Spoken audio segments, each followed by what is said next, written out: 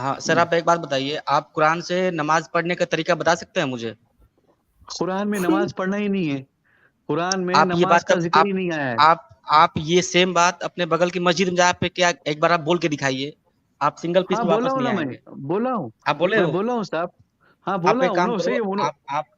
आप अपने पड़ोस की मस्जिद में जाके एक अपना वीडियो शूट करो, जिसमें आप कह रहे हो कि कुरान में ही सब कुछ है और नमाज पढ़ने की कोई जरूरत नहीं है, क्योंकि हाँ कुरान में इसका नमाज तो डिटेल नहीं कुरान में मिलता। नहीं है, उसमें सलात आया है।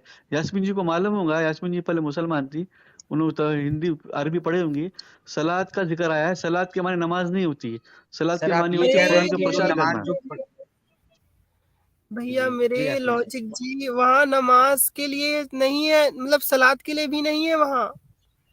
हाँ सलात है ना, कुरान का प्रचार करना, कुरान को लागू करने के वास्ते नहीं नहीं, जद्दोजहद वो करना, उसको नमाज, सलात बोलते हैं। नमाज की बात कर रहे हैं हम लोग, नमाज की हाँ बात नमाज जो नहीं है, लॉजिक नमाज नहीं है, नमाज इस्लाम में, कुरान में नमाज का कहीं जिक्र ही नहीं है। तो लॉजिक क्यों जी, पढ़। एक आपने जो क्वेश्चन किया उस पे एक लॉजिकल क्वेश्चन मैं भी पूछूं? पूछिए ना। आपने कहा कुरान अपने आप में एक मुकम्मल किताब है ना? हाँ मैं आपसे एक चीज पूछना चाहूंगा, क्या कुरान को जहां तक अगर आपने पढ़ा होगा तो आपको पता होगा कि जो कुरान है वो पहले ही बना दी गई थी, मतलब मोहम्मद साहब के जमान आने से पहले अल्लाह ने पहले ही लिख दी थी, सही बात है ना ये? मतलब समझा नहीं मैं, लिख दी थी मतलब। मतलब मोहम्मद साहब के पैगंबर या फिर नबी बनने से पहले ही कुरान है वो पहले ही अल्लाह ने लिख दी थी, पहले ही बना दी थी कुरान को, है ना? कुरान जो है आसमान से अल्लाह ने हाँ, पहले ही बना दी तेईस थी, तेईस मतलब इसमें तेईस साल तक उतारी है।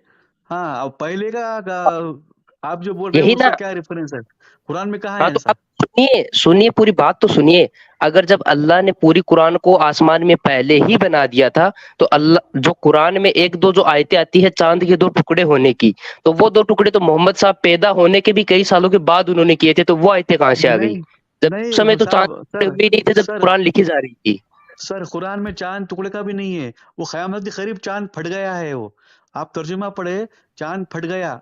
तो लोग क्या कहते हैं कि मोहम्मद साहब ने जो है करिश्मा कर दिया, मौजज़ा कर दिया, ऐसा नहीं है।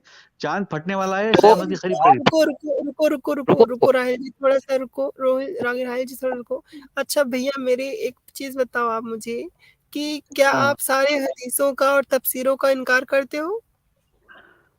मैं इनकार नहीं करता हूँ, मैं कुरान को मुकम्मल किताब मानता हूँ। जो हदीस कुरान से अगर मिलती है, कुरान का फेवर में है, तो उसको मैं मानता हूँ। जो कुरान के खिलाफ ठीक है है, तो ठीक उसको है, छोड़ देंगे। ठीक है, ठीक है, ठीक है, यहीं पर स्टॉप हो जाइए।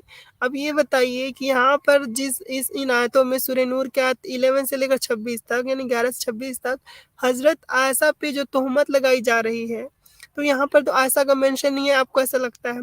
ठीक है, तो हाँ नाम ये नहीं है। कलंक, तो ये जो कलंक है वो किस पे लगाई जा रही है, ये बताइए हमें।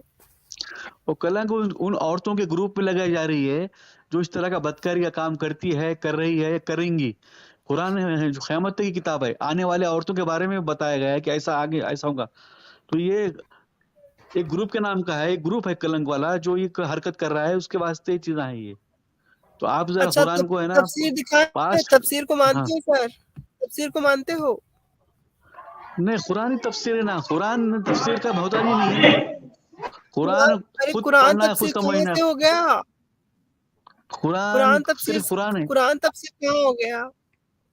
कुरान तफसीर कहाँ हो गया? हाँ कुरान में ही जो बातें हैं उसको ही मानना है, जो उसका ट्रांसलेशन है। कोई बाहर कुरान के बाहर जाना ही नहीं है, कुरान के चलो बाहर कहीं चलो चलो, जाएंगे इसी आयत तो पे, आप इसी आयत पे सुनिए सुनिए सुनिए सुनिए, इसी सूरह के इसी आयत पे एक सवाल पूछते हैं आपको, है ना? आप तो बोल रहे हो, आप तो इनकार करो कि हजरत आयशा के लिए नहीं उतरी थी। जी नहीं है। हालांकि मैं तफसीर आपको दिखाऊंगी, मैं तफसीर तो इसमें जो आपसे बड़े आलिम हैं, क्योंकि मुझे पता आप क्यों इनकार कर रहे हैं, क्योंकि इससे आपके हजरत आयशा के जो चरित्र है उसकी सच्चाई पता चलती है कि आपकी हजरत आयशा कैसी थी, इसलिए आप इसका इनकार कर रहे हो, कोई समस्या नहीं है। ठीक है, नहीं मुझे नहीं उनका पता है नाम ही लोग नहीं जो आया वो ना डरते हैं कि यास्मीन जी, उनका नाम अगर उनका तफसीर। नाम आता है तो मैं मान लेता, नाम ही नहीं आया ना उनका। अच्छा, नबी की मेराज को मानते हो? हजरत नबी की आयशा का मेराज नाम को ये नहीं, बताइए, नबी की नबी की मेराज नहीं मेराज को हुई है मानते ना। हो? नहीं हुई है? नहीं नहीं हुई नबी की मेराज। कहाँ लिखा हुआ अच्छा, कुरान में मेराज लफ्ज है कुरान में? अच्छा ये बताइए, कुरान में आप मुझे ये बताइए मेराज लफ्ज बताइए ना। भैया, मेरे बैतुल मामूर के अस्तित्व को मानते हो? नहीं नहीं, आयत बताइए आप। आयत पे आप जब कुरान पे जब आप क्रिटिसाइज करती है ना, कुरान पे आप आलोचनात्मक करती है, तो कुरान से ही बात कीजिए। कुरान जो है, आपको हदीस 300 साल बाद लिखी आप गई है। हदीसों का कुछ गारंटी, हदीस 300 साल बाद लिखी गई है, और अल्लाह के रसूल ने नहीं लिखी ना, ना लिखवाई हो। जी यास्मीन जी, एक सेकंड भाई, आप एक बात बताइए, आप ये कह रहे हैं कि कुरान के अलावे जो भी बातें हैं उनको मानने की कोई जरूरत नहीं है, कुरान अपने आप में एक मुकम्मल किताब है, उसमें जो बातें कही गई वो उतने पे ही चलना है, आप यही कह रहे हैं ना? हाँ बस उस पे चलना है। हाँ बस उस पे चलना है। जी अच्छा, दूसरे की ठीक क्यों ठीक, मैं माने समझ हम? गया। आप दूसरे ये का कोई बताइए, ताल्लुक ही नहीं है ना अब कुरान से। मैं समझ गया सर। मैं आपकी बात को अप्रिशिएट करता हूँ। मैं ये पूछ रहा हूँ आपसे कि अभी जो प्रेजेंट डे में मक्का मक्का में जो वो है हमारा काबा काबा शरीफ, आप क्या मानते हैं कि हाँ उसका मेंशन कहीं पे कुरान में मिलता है, जिक्र उसका? उसको अगर तोड़ दें तो आपको कोई हाँ, है आपत्ति ना तो नहीं उसका होनी मेंशन चाहिए? है। हजरत इब्राहिम ने उसका उसका लोकेशन, नहीं बिल्कुल नहीं, उनका हजरत सर मैं इब्राहिम ने उसका वो समझ गया, तामीर की थी। वो कहानी दी हुई है, आमिर की थी, सब कुछ किया था, लेकिन प्रेजेंट डे में जो मक्का में जो है काबा, वही वाला वो है, वो तो कहीं मेंशन नहीं है कुरान में, तो आप उसको तोड़ सकते हैं? आप हज कैसे करेंगे, उम्रा कैसे नहीं करेंगे, वही है नमाज ना। कैसे पढ़ेंगे, आपको इसका मतलब आप कुछ भी नहीं करेंगे। जी, नहीं वो है ना काबे का, आप ये उसका वो है ना वहाँ पे, क्या है स्टेब्लिश है ना काबा आप वहाँ पे। कुरान से, आप कुरान से मुझे ये साबित कर दीजिए कि जो प्रेजेंट डे काबा है वो सेम काबा है जिसमें मतलब कुरान में मेंशन है। आप नहीं कर पाएंगे सर। आप मोहम्मद की माँ को नहीं बता हाँ पाएंगे, क्यों नहीं मोहम्मद के कर बाप को पाएंगे? नहीं बता उसमें पाएंगे। शहर का, हाँ, शहर का जिक्र है ना। नहीं नहीं, क्या कुरान शहर का में जिक्र है? मक्का शहर जिक्र है ना। शहर का नाम आया है ना मक्का। तो आपको कैसे पता है कि सेम मक्का है? वो आप शहर बता से पाएंगे क्या? आइडिया, शहर से मालूम इनसे होगा ना सुनिए वहाँ है बोल सुनिए के। सुनिए, इनसे ज्यादा बड़ी बड़ी बातें करने की आवश्यकता नहीं है। ये सिर्फ कुरान में मानते, मुझे ये बता दे कि हम जो है वो हजरत खदीजा कौन है, हजरत जैनब कौन है, और जितने भी नबी के रिश्तेदार हैं, और उनकी जो जिन्होंने जो उनकी सुन्नत है, जो शरीयत है, वो किसके कैसे हम लोग उसको जानेंगे, ये बता दो मुझे आप। कुरान से तो इन सब चीजों को जान ही नहीं सकते। जान ही नहीं सकते। वहाँ खदीजा के बारे में लिखा ही नहीं है, खदीजा कौन है, कहाँ है। उसके लिए हमको तफसीर हिस्ट्री पढ़नी पड़ेगी मोहम्मद की। तो आप हाँ, उम्मत की माता जी है ये सब, ये जो अल्लाह के रसूल की जो बीवियां है कैसे ना, पता आपको बस कि इतना ही उम्मत हमको की उनका माँ है? इतना आपको ही कैसे मानना है पता? उनको, इससे कुरान में ज्यादा नहीं लिखा मानना है? उनको। उनके उनके आपको कैसे पता? हाँ। आपको कैसे पता उम्मत की माता है? वो हो सकता है उम्मत की बेटी हो। खदीजा के बारे में कहाँ लिखा है बताओ? कुरान में कहाँ लिखा है खदीजा के बारे में? खदीजा नहीं नहीं, आपको कुछ मानना है नहीं, हाँ, आपको ये आयत को मानना है। खदीजा कितने क्या थे उसका कौन आपको लेना देना खदीजा नहीं है। कौन आपको थी? नबी इसके की बीवी प्राइवेट कैसी थी? प्राइवेट लाइफ में आपको जाना कुरान नहीं में है। लिखा है वो नबी की बीवी थी। कुरान में लिखा है वो नबी की बीवी थी। कहाँ लिखा है? नबी के नबी बारे खुद में बता रहे हैं अल्लाह के बारे में। नबी के बारे में कैसे जानोगे, ये नबी बताओ जो है मुझे। ना अल्लाह के बारे में। अटैचमेंट हो रहा है, मतलब ये बड़ी लज्जित हो रहे हैं कि सही मतलब कहा। हदीसों में ऐसी बातें हैं, ऐसी बातें हैं, तो इनके गले नहीं उतर रही, तो ये हदीसों का इनकार कर दिए। बिल्कुल फिर सही। क्या होगा कि धीरे धीरे इन्हें कुरान में भी जब आपत्तिजनक बातें दिखेंगी, एम्बैरेसमेंट फील होगी, तो धीरे धीरे ये मतलब रिजेक्ट करते करते करते करते मतलब कुरान, इस्लाम, मोहम्मद, अल्लाह सबको रिजेक्ट कर देंगे और ये हमारी तरह एक मुस्लिम बन जाएंगे। सही कहा। तो अब मैं ये ना ऐसे हैं बहुत सारे लोग हमारे बीच में। आपको 2 दिन पहले का किस्सा सुनाता हूँ। मैं एक मदरसे में पढ़ाता हूँ, ठीक है? तो मैं मदरसे में पढ़ाता हूँ, तो एक मौलवी का बच्चा आता है हमारे पास पढ़ने के लिए। तो ऐसी दीन की बातें थी, तो मैंने क्वेश्चन किया कि हजरत आयशा कौन थी? तो मौलवी का बच्चा बोलता है कि हजरत फातिमा की बहन थी। अब उनको ये चीजें बताई जाती है कि जो आयशा थी वो हजरत जो फातिमा थी उनकी, जो फातिमा थी उनकी बहन थी। नहीं, ये तो खैर राहिल भाई, जैसे मान लीजिए, ये तो एक फैक्चुअली इनकरेक्ट बात हो गई, लेकिन देखिए एक एक बात जो मैंने नोटिस की है चीजों में, कि जैसे मान लीजिए कि आप इस्लाम के विरुद्ध बातें कर रहे हैं, उसके अगेंस्ट बातें कर रहे हैं। अब जो लोग इस्लाम के, आपने इस्लाम से संबंधित सारी किताबें पढ़ी हो तभी आप बोल सकते हैं, लेकिन इसका मैं उदाहरण एक देता हूँ। जैसे मान लीजिए कि एक समुद्र है, ओशन, उसमें किसी ने एक नौका खड़ी कर रखी है, वो कह रहा है कि इस नौका के रास्ते आपको समुद्र के उस पार ले जाएंगे, तो वो नौका अनफिट है, ये साबित करने के लिए सिर्फ आपको नौके में एक छेद दिखाना है कि देखो नौके में एक छेद है, और एक छेद होना मतलब कि वो नौका यात्रा के लिए अनफिट साबित होगी। वो है, उसे सब कुछ जानने की कोई जरूरत नहीं है। एक बस पॉइंट अगर खारिज कर दें, गलत साबित कर दें, स्टैब्लिश जो साइंटिफिक फैक्ट्स है उसके विरुद्ध, तो वो इस्लाम पूरी तरह से खारिज हो जाता है, जैसे वो नौका अनफिट हो जाती है। लेकिन कोई व्यक्ति अच्छा, ऐसा है जो ये लॉजिक कहता है वाले कि तो नहीं, ये हमारे नौका साथ आ बिल्कुल। गए हैं। फोन करा था जी जी जी जी। लॉजिक लॉजिक वाला जी हमारे साथ आ गए हैं, तो वापस से आ गए, इनसे एक सवाल करते हैं। सर आपको स्क्रीन में हाँ, जो बोलिए। आयत लिखी है वो पढ़ाई दिखाई दे रही है सर? हाँ, ये 13 नंबर का है, ये जो ये आयत है वो, इसमें ये लिखा हुआ है कि जो जिस पे तोहमत लगाई जाती है, यानी कि यदि कोई लड़की जो है उस पे ये आरोप लगाया जाता है, मतलब कोई लड़की ये कह रही है कि उसके साथ कुछ गलत हुआ है, समझ रहे हैं आप? हाँ, तो उसको चाहिए कि वो 4 साक्ष्य लेके आए, 4 साक्ष्य। मतलब 4 तभी वो गवाह है। हाँ,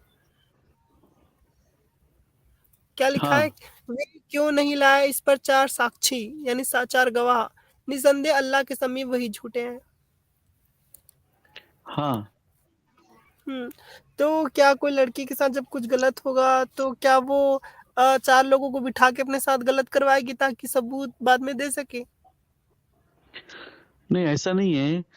अगर किसी लड़की के साथ गलत होता है तो कोई तो साक्ष्य रहता नहीं उसका, तो पहली बात। यहाँ तो अल्लाह 4 बोल रहा है ना, 4 यहाँ साक्षी पे जो नहीं तो समीप। यहाँ पे जो 4 साक्ष्य की जो बात हो रही है हम्म वो इस तरह हो रही है कि एक सिचुएशन बताई जा रही है। हम्म एक सिचुएशन है ये कि अगर लड़की से कुछ बुरा होता है तो उसको, अब उसके पास साक्ष्य नहीं है तो क्या करेगी? हाँ, क्या करेगी आप बताओ, क्या करेगी? हाँ, तो वो क्या फिर करेगी? तो साक्ष्य नहीं उसके पास। अच्छा, अब यहाँ जो मुस्लिम का वो तो कह रही शरीयत है, वो तो बताएगी, वो बताएगी कि गलत, वो अब जो जिसने उसको गलत किया है तो लड़की सही कह रही है गलत कह रही है, आप कैसा मानेंगे उसको? और कहीं उसके साथ सच में गलत हुआ हो और सच बोल रही है लेकिन उसके पास साक्ष्य नहीं है और तो? नहीं भी, अगर समझो नहीं हुआ तो